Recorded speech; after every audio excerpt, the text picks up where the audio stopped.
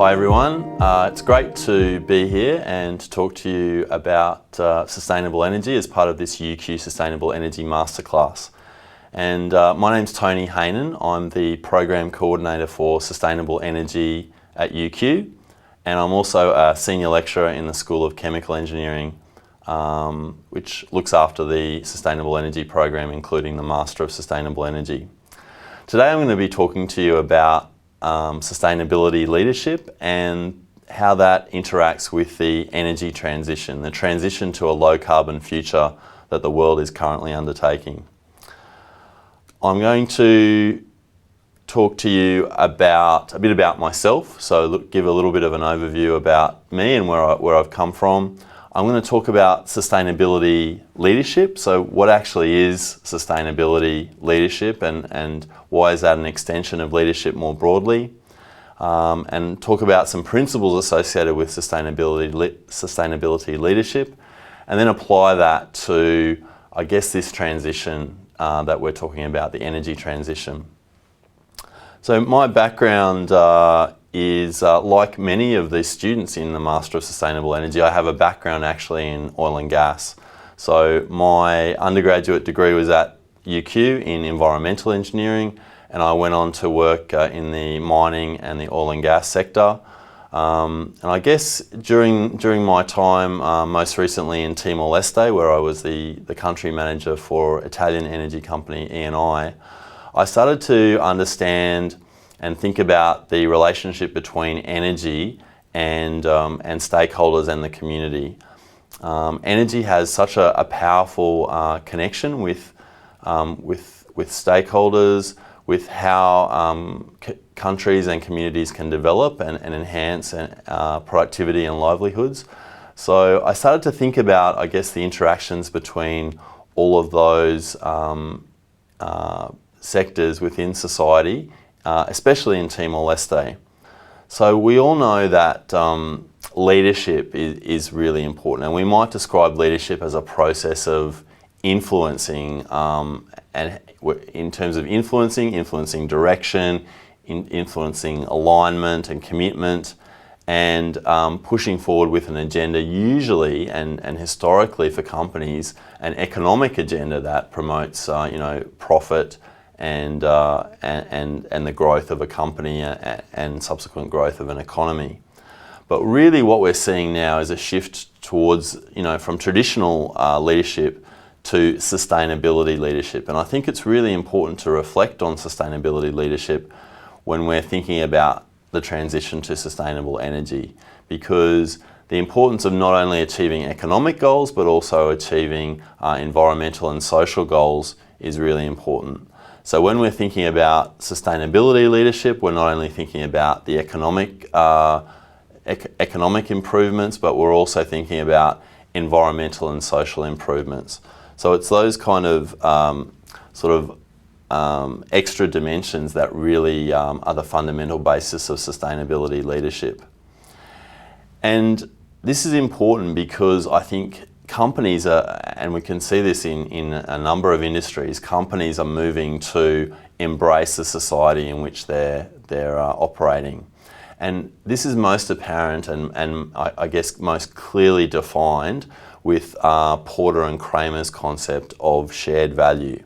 So shared value is talking about the intersection of business and society. So it's the policies and operating practices that enhance competitiveness of a company, while simultaneously addressing environmental, social issues in which that company operates. So it's really looking at social and environmental issues as opportunities. And Porter and Kramer espouse that in fact the next wave of economic growth is when companies pivot and turn towards these social and economic issues that society is facing. So shared value is really focusing on identifying and expanding these connections so that businesses can identify the connections and pivot their businesses towards those opportunities. So we can see this in a number of organisations, including energy companies, and I think it's really important to reflect on this and understand that the leadership in this space is about sustainability leadership, about focusing on on environmental issues and societal issues. A colleague of mine in the International Water Centre has talked about sustainability leadership, and he's talked about 6 principles of sustainability leadership, which I think it's important to discuss now. And when we're talking about, creating leaders to navigate through this complex energy transition that we're talking about, I think these principles of sustainability leadership are really important to have and to develop. So the first of those is a worldview. So thinking about not just an organisation's perspective, but thinking about a number of different perspectives, thinking about systems is really important in energy transition. And I think a worldview, having that worldview is really important.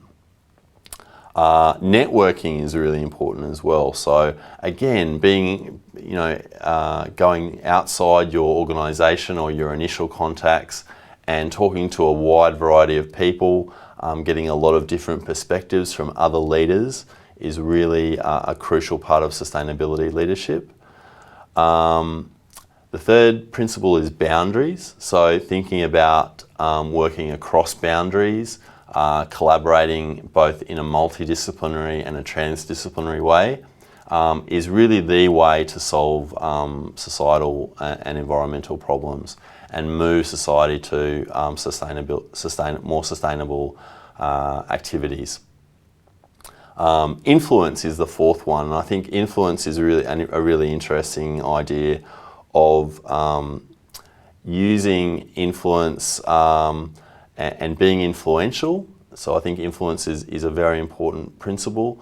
Influence is a really important part of the principles of sustainability leadership, and I think being able to exercise influence without authority is really important, and we can exercise influence really by having a sound knowledge bank and a basis of knowledge that allows us to make arguments for sustainable transitions. So using that knowledge as the basis of your influence is really important. The fifth principle is complexity. So thinking about the complex systems that are around and being able to deal with complexity. So connecting across boundaries and thinking about the issues of complexity and the systems that bind a lot of projects together, a lot of activities together.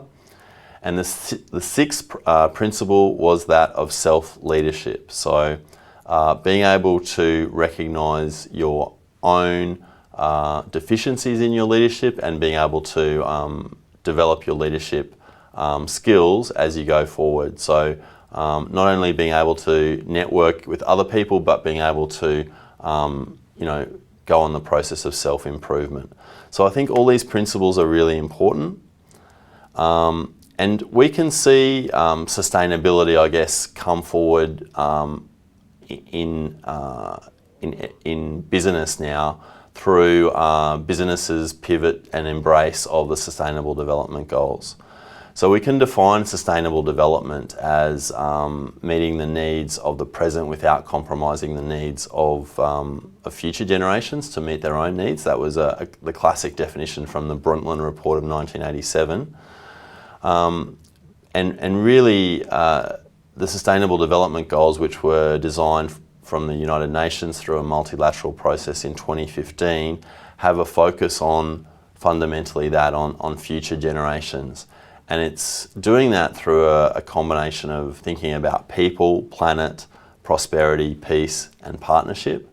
And through that process, there have been 17 Sustainable Development Goals that have been developed, ranging from very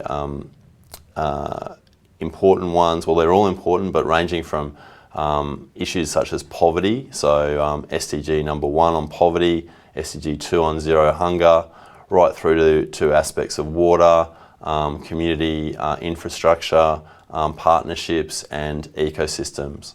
The one that I'm always drawn to in my role in sustainable energy is SDG 7, which is about affordable and clean energy and providing that on a universal basis for access for everyone. And I think for me, SDG 7 is a really important one, and it's a sustainable development goal that really binds a lot of these other sustainable development goals together. It's described by Ban Ki-moon, the former Secretary General of the United Nations, as the golden thread. So he called it the golden thread that connects economic development, social equity and environmental sustainability. So it's really a connection in terms of thinking about all the other SDGs and how they connect together and how they can be improved and achieved. I think that this next slide kind of is a really interesting slide because it shows a situation that we might think of if I asked you where this photograph was taken. You might say, I don't know, maybe somewhere in Asia, I guess, but you wouldn't immediately think of Japan. And this photo, I guess, shows the situation in Japan after World War II, and I guess we sometimes forget about the devastation of World War II and the impoverished nature of Japan straight after the war. But really, I would argue that energy has been the huge driver in terms of Japan going from that devastated phase of its history through to the modern society that we know today. And I think the next slide shows the bright lights of downtown Tokyo when we think about the enabling functions of energy in that context. I think that's really apparent. Furthermore, there's been some further studies on Sustainable Development Goal 7 and how that interacts with all the other Sustainable Development Goals. So this slide shows, I guess, the interactions, both positive and negative, of SDG 7 with all the other Sustainable Development Goals. And for me, it just reinforces the idea that SDG 7 is really at the heart of a lot of decision making and a lot of activities to achieve the other SDGs. Okay, I think it's nice to think about where we are now in the world when we talk about energy access, which is the area that I'm particularly interested in. So energy access, we might think about two parts to that puzzle. One is electricity access, and the other is access to modern forms of energy. So with regards to electricity access, we know that 770 million people in the world lack access to electricity, and this is actually improving. It's down from 1 billion in 2017, but still a huge number of people in the world without access to electricity. And we know that the reduction in energy has largely been occurring through concerted government programs. So in India, there's been a really strong push by the government, both the central government and the state governments, to improve energy access. And improving energy access has been through grid electrification most notably. But even then, with regards to India, now we have around 99% of households connected to electricity. But we still know, due to the complex society that India is, that millions are still without electricity, that have somehow fallen through the cracks of the dominant government energy paradigm. Of particular note is Africa and sub-Saharan Africa. So close to 580 million people in sub-Saharan Africa are still without electricity. And in fact, in 2020, the International Energy Agency estimates that the number of people without electricity access has actually increased 6%. And I guess getting back to the thought about the thinking about systems, obviously the big event of 2020 and still ongoing now has been the COVID-19 pandemic, and COVID and the resources that fighting COVID has consumed has actually meant that there's less resources available for energy access initiatives. And but I guess one of the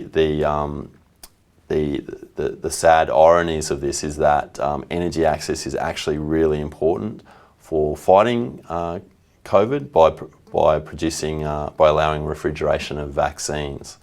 So there's a complex relationship between energy, electricity, and COVID and the fight against COVID through vaccinations that really is at play here when we're thinking about the increasing number of people in sub-Saharan Africa without energy access or electricity access. Closer to home in Papua New Guinea, where I've done my most recent work, there's a huge electricity access challenge. So currently electricity access is around 13% of the population, so very, very low by global standards. But the Papua New Guinea government, through the Electrification Partnership, has set a target of 70% by 2030. So just in the next few years, there's a huge push to get more and more electricity access, particularly to remote and rural areas of PNG. And by 2050, that number, the goal is that 100% of Papua New Guinea will have energy access. So massive challenges there, and Australia, New Zealand, Canada and the United States have signed up to the PNG Electrification Partnership, where there'll be a multilateral approach to connecting communities to electricity. The other dimension of energy access and energy poverty is cooking and heating. So the numbers for cooking and heating are even more stark than electricity access. So around 2.5 billion people in the world rely on unclean solid fuels for cooking and heating. So by unclean solid fuels, I mean things like biomass, so wood used for fires, and also animal dung, which is often collected and used for the same purposes. The problem with using solid fuels such as biomass is that it creates indoor air pollution, and the estimates are that over 3 million premature deaths occur every year due to this indoor air pollution from burning unclean solid fuels. So this is actually more deaths than malaria. It's a serious issue, and one that is being looked at, I guess, in a number of ways.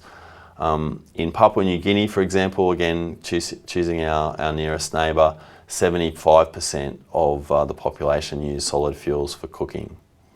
I guess the numbers are huge, and also the task is huge in terms of moving people away from solid fuels, because the burning of having a fire in a house in many cultures makes that house a home.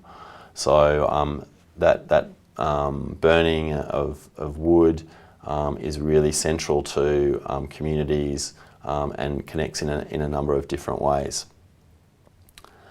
The next slide, I guess, shows how we might progress from kind of those fuels, those solid biofuels at the bottom of what we might call the energy ladder, how we might progress those fuels through to other dimensions and improve energy access, and also improve outcomes such as developmental and health outcomes.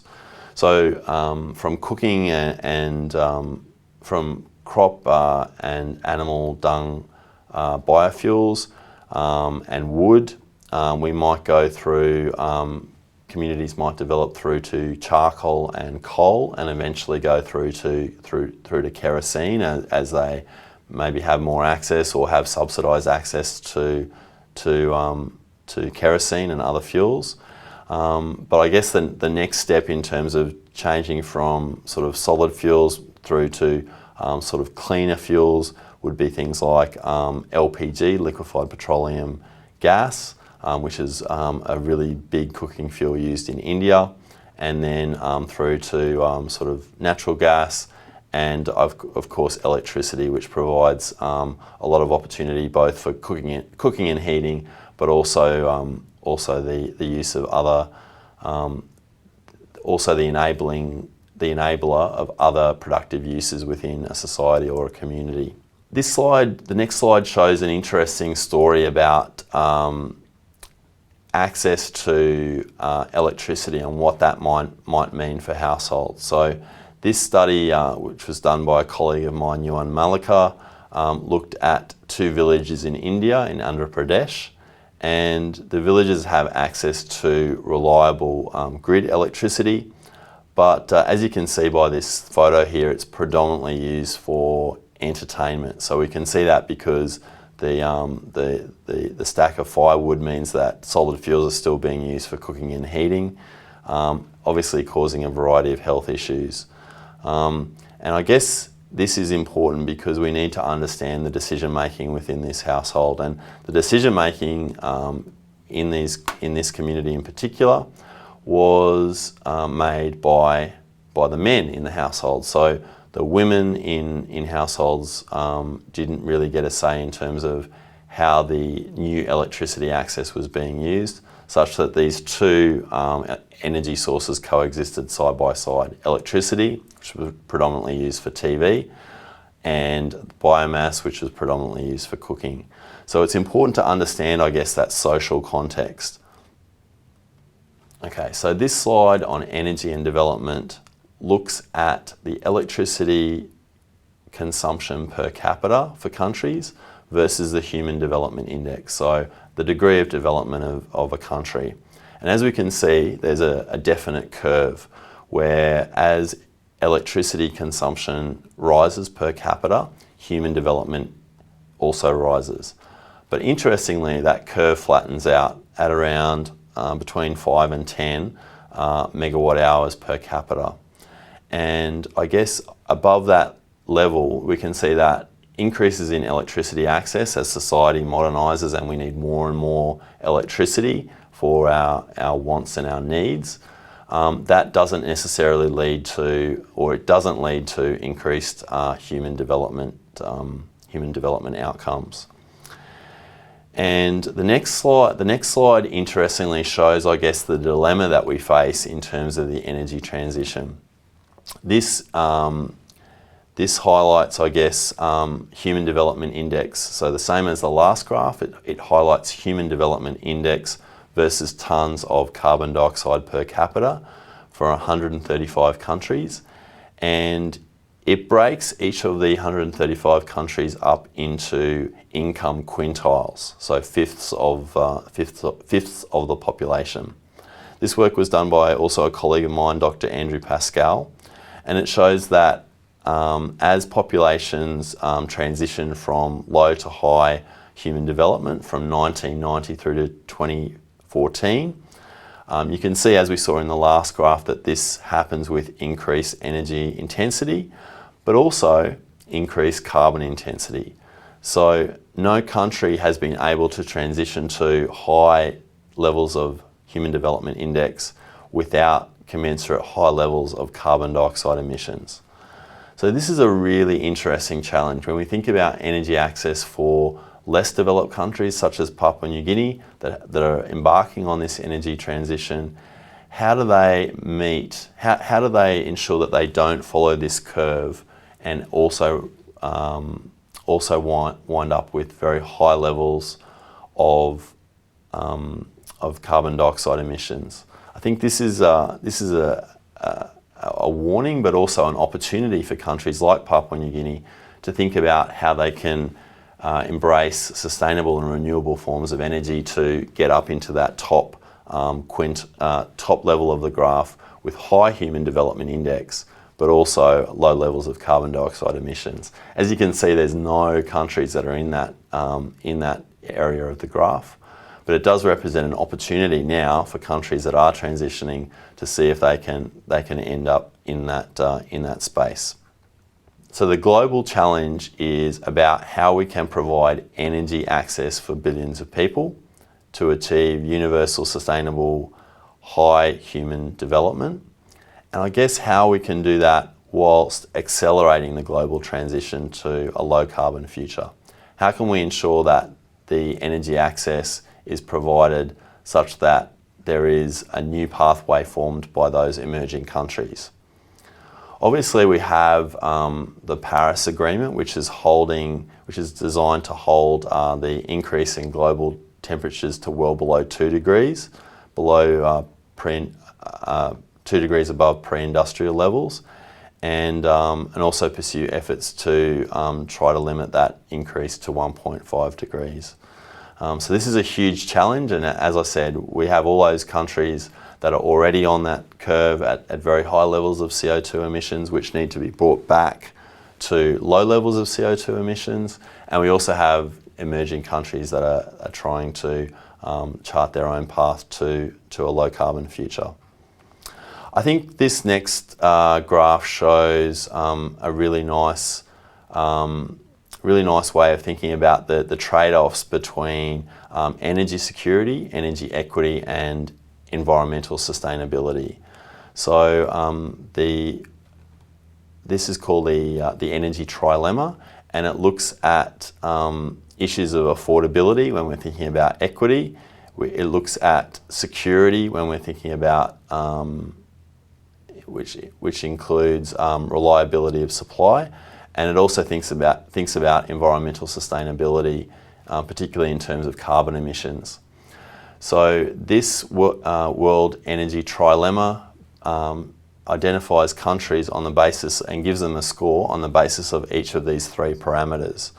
So interestingly, we can have countries that have low levels of sustainability,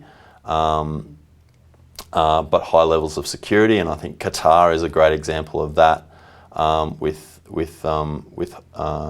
lower scores in sustainability due to its reliance on fossil fuels. But yeah, I guess the sort of exemplar is Sweden, which tops energy security rankings, but also has a diversity of supply, a stable grid, and also provides an equitable access solution for its citizens. So I think the way forward, if we think about the way forward and thinking about all the aspects of sustainability leadership that come into play, the way forward will be thinking about, I guess, the diverse context when we think about countries and their situations. And yeah, this quote from Understanding the Political Economy and Drivers of Energy Access is really important. So thinking about those contexts, thinking about the resource provisions and the understanding of what's available, the physical and infrastructure constraints that are around, and thinking about the role of the private sector and the burden on government to ensure that there's a delivery of energy services. It's a real challenge, I think. How do we get countries and societies to embark on the path to a low carbon future? How do we get countries that already have a high carbon output at the moment to transition to a low carbon future? And how do we get emerging countries that have huge energy access issues? How do we get those countries to chart their own path to a low carbon future? I think the answer is thinking about the holistic view, thinking about sustainability leadership as a tool in which we can embark on these dual pathways to a global sustainable future. Thank you.